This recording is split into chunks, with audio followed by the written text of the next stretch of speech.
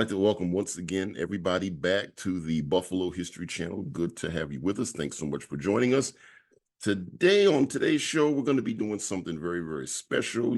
Not often that we do a lot of sports stories, and we're trying to increase some of the sports stories. And what better place to start than I'm certain so people can see the hat that I'm wearing. I decided to dress a little bit for the occasion. We're going to talk about a man whose name has been, when we talk about the Buffalo Braves, this man's name has been synonymous with the Buffalo Braves. But we all remember the Buffalo Braves when they were NBA basketball team in Buffalo. I have a gentleman here that's going to, first of all, that gentleman's name is none other than the one and only, the late, great Randy Smith. And I'm glad to have a gentleman with us tonight that's going to talk to us about his relationship with Randy. They were teammates. They were, I believe, roommates at Buff State, and they were really close friends back in the day.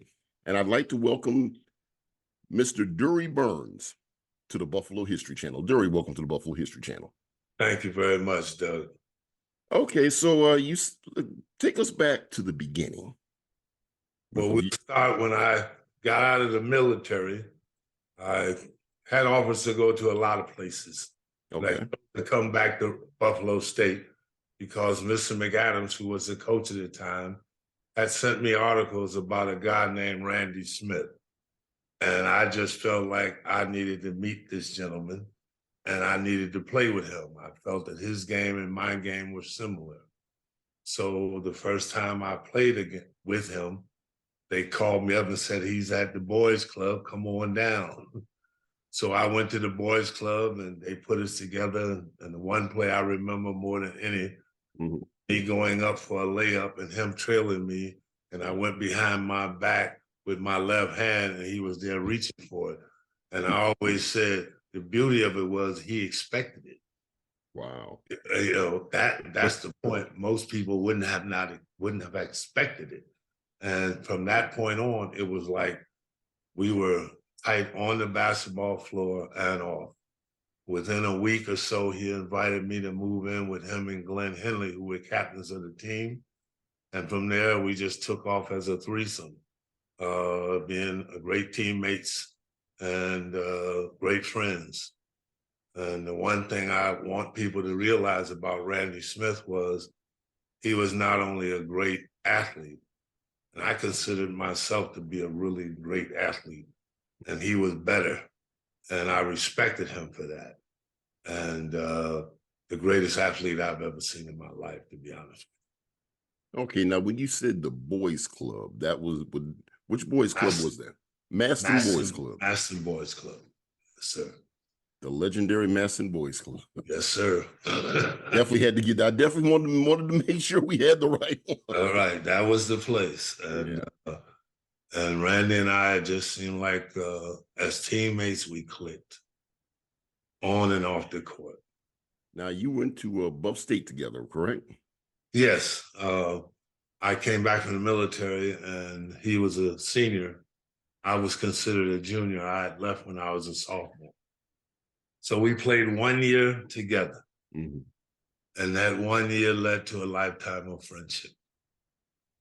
He got me into golf. And we became lifetime golfers. Okay. And I don't know where you want me to go, but Oh, no. Well, I was going to say we talk about Randy Smith, and when we talk about sports stories here, another thing that really popped into my head for this interview was just the impact of the Buffalo Braves on the city of Buffalo. It's been many decades since Buffalo has had NBA, has been part of the NBA. What do you think of what was his, trying to figure out how to frame this? What was your thoughts of him as a Buffalo Braves player? As a Braves player, I remember telling him when he was drafted in the 7th round and he was concerned about Fred Hilton, who was drafted in the 2nd round. And Fred was a guard like Randy, and they talked about how quick spread was in the paper. Mm-hmm. Randy in the space, and I said, Randy, I'm gonna tell you something. If he's quicker than you, it can't be by much. I said, I've never seen anybody quicker than you. Yeah. And I'll tell you a story to go with that. Mm-hmm. When I left Buffalo State, I was sixth man on the team. But when we pressed, I would be the man in the middle of the press at half court, trying to pick off the ball. You know, when the pass was getting passed deep, picking it off. Well, when I came, and everywhere I played, I took Buffalo State's offense with me in the Air Force. And we used it everywhere I played, won championships. And I was always that guy in the middle. Well, the first practice at Buff State, when I came back, they had Randy in the middle and had me in the back. So I was a little jealous at the point. You know, Okay. like, Okay. that's my position.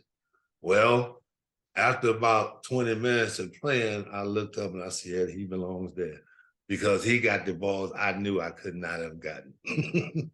That's how quick he was, in my opinion. So much quicker than I was. His first two steps was full speed. Wow. You know.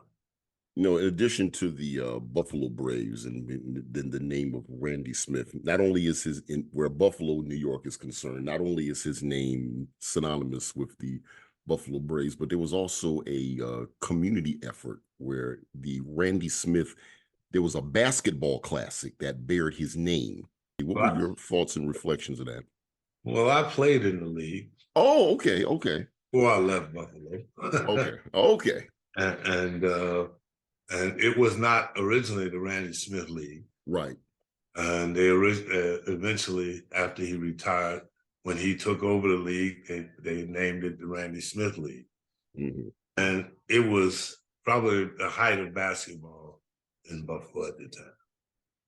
You know, the Braves were gone, but the colleges were really having some good basketball at the time.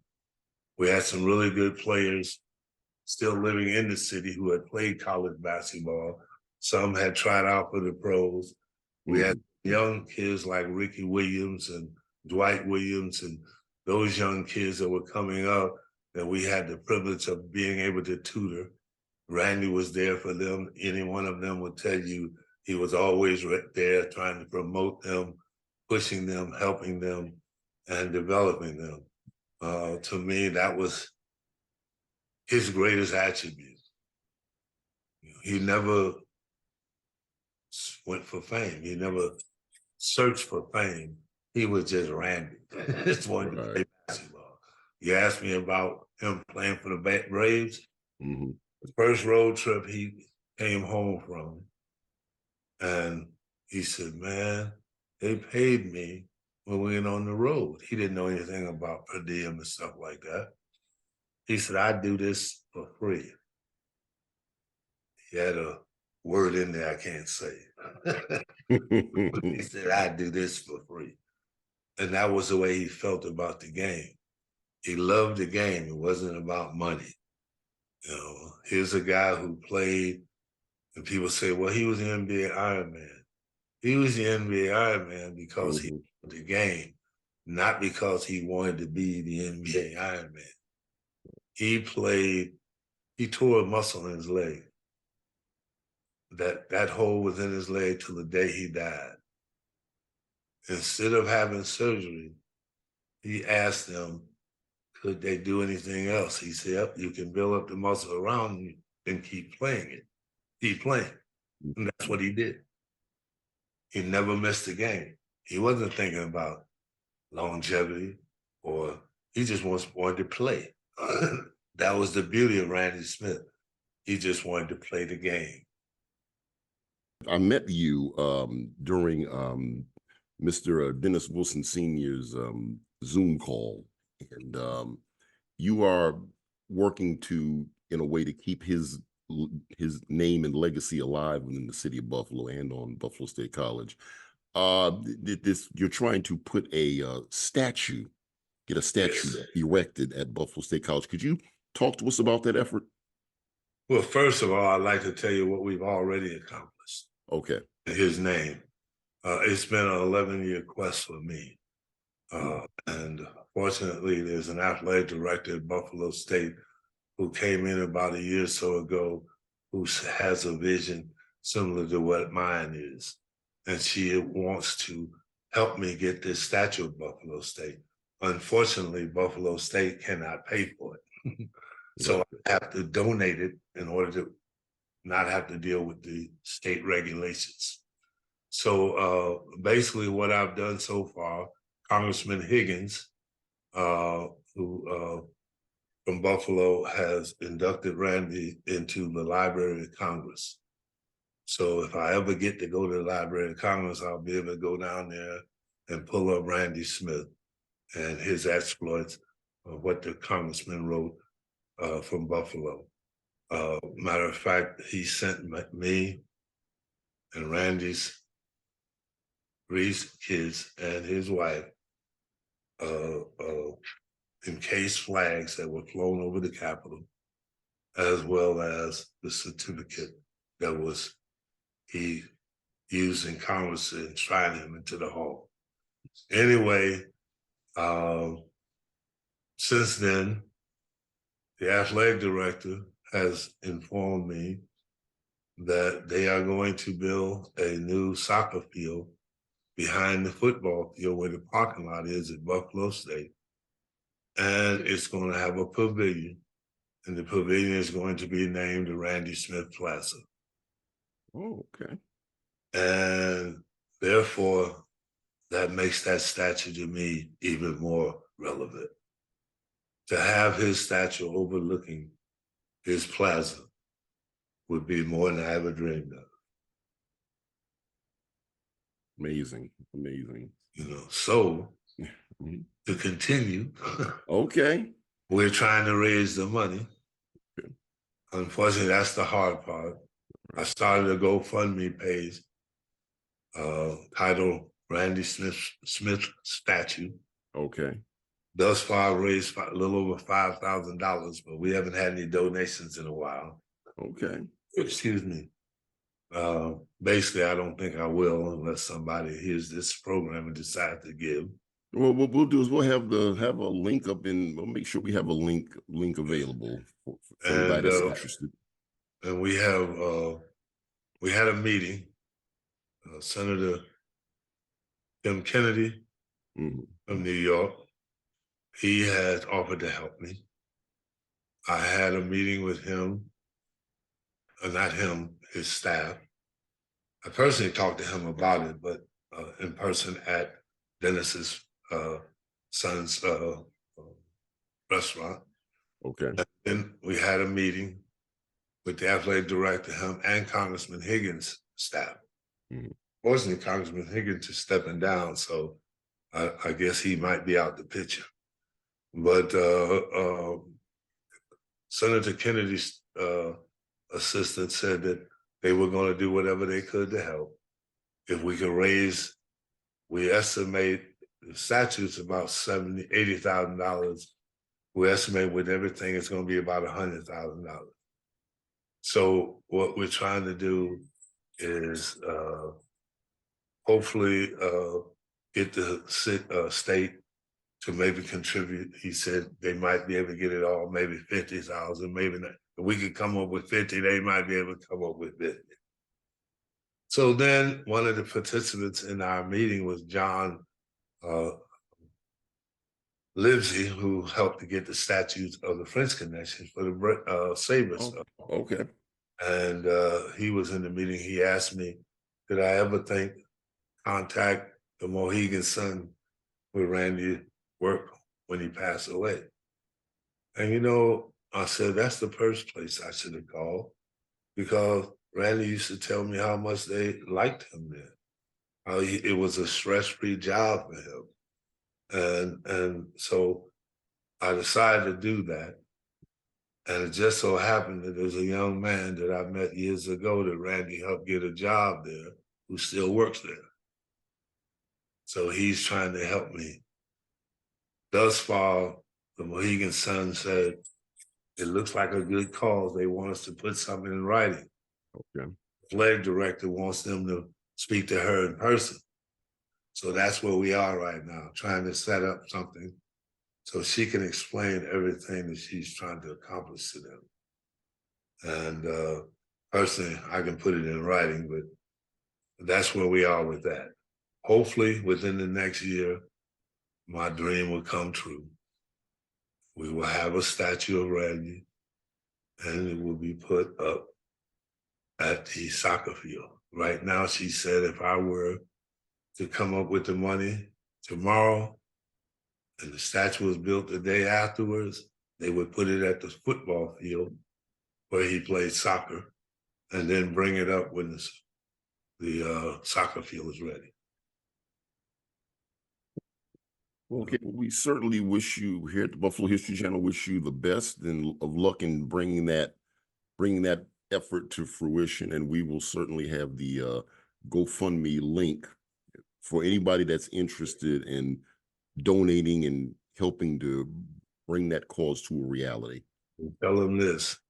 And when you tell them this, tell them that I vowed that if we don't use the money for the statue, I will refund the money to each and every individual. I don't want a dime. I just want the statue. Okay. You know what I mean? Are there, before we close out, is there any other reflections of Randy that you'd like to share with our audience?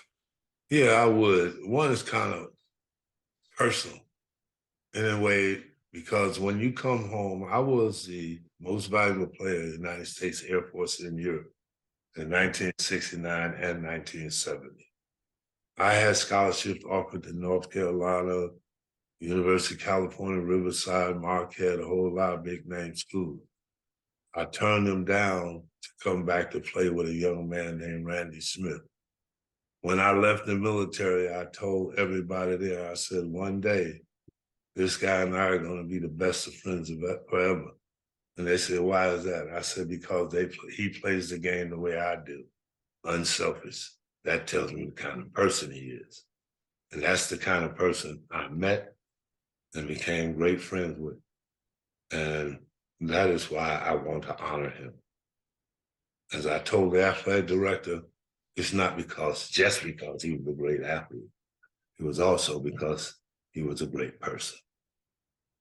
On that note, we'll end it right there. Of Durie Burns, it's been a pleasure to have Thank you on the Buffalo History Channel. Thank you very much. All right.